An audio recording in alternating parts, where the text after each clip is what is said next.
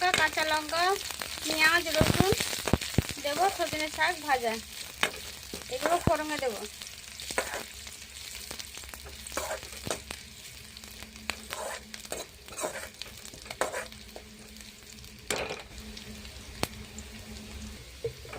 এর মধ্যে বেশি করে কিন্তু রসুন দেবেন, আর পেঁয়াজ আর শুকনো লঙ্কা, কাঁচা লঙ্কা দুটোই দেবেন। আগে থেকে খাবার সোডা আর নুন দিয়ে সেদ্ধ করে রেখেছিলাম শাকটা।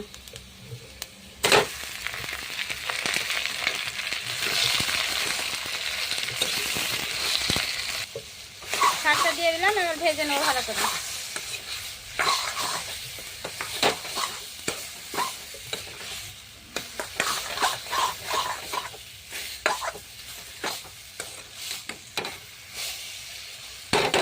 এইভাবে সজনে শাকটা একবার ভাজা করে খেয়ে দেখবেন, দারুণ স্বাদের হয়।